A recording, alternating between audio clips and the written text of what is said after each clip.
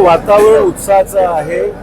नांदेड जिल्ह्यामध्ये आज विधानसभाच्या नगरपालिका निवडणूक घोषित झालेल्या जिल्हा परिषदेच्या व्हायची आहे, पण संपर्क अभियानाच्या माध्यमातून आज धनेगावचं कार्यालयाचं या ठिकाणी उद्घाटन केलेलं आहे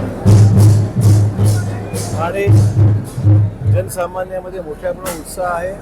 मला खात्री आहे की याचं परिवर्तन मतामध्ये 100% होईल आणि इथे जो कुठे आम्ही उमेदवार देऊ तो विजय होईल अशी शक्यता आहे। महापालिकेवर भारतीय जनता पार्टीचा झेंडा फडकेल, निश्चित बहुमत आमचं येईल। माजी मुख्यमंत्री अशोकराव चव्हाण साहेब आज हे आले असता त्या संदर्भामध्ये आपण काय सांगणार?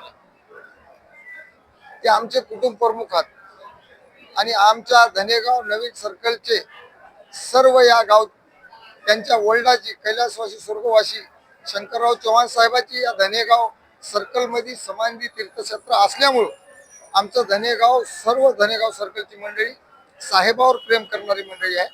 त्याच्यामुळं साहेबांनी आम्हाला वेळ दिला, सर्व जनतेच्या उपस्थितीमध्ये या कार्यालयाचं उद्घाटन झालं आणि हे कार्यालय सुद्धा फक्त जनतेच्या उपयोगी यावं या हेतून हे माझ्या स्वतःच्या कॉम्प्लेक्स मधला आहे। कोणाला भाडं द्यायची गरज नाही, काही नाही। इथे एनी टाइम एनी हाऊस जनतेच्या सेवेत आज कार्यालय साहेबाच्या हातानं आम्ही उपलब्ध करून दिलेलं आहे आणि माझ्या धनेगाव सर्कलची सर्व हे कुटुंब हे माझं कुटुंब समजतो मी।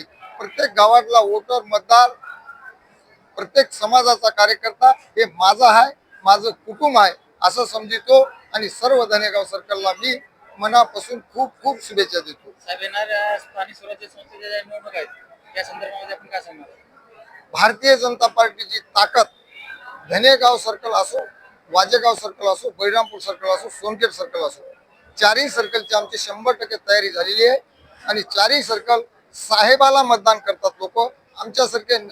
आमच्यासारख्याचे गॅरेंटर आमचे नेते महाराष्ट्राचे माजी मुख्यमंत्री अशोकराव चव्हाण साहेब असल्यामुळं आम्हाला कुठलंही टेन्शन नाही। आम्ही कधी साहेबाच्या विश्वासाला आम्ही तडा जाऊ देत नाही। आम्ही 25 वर्ष झालं साहेबाची सेवा करतो, साहेबाच्या आदेशावर आम्ही लोकांची सेवा करतो आणि लोक आम्हाला कुटुंबातला सदस्य म्हणून आम्हाला लाईक करतात।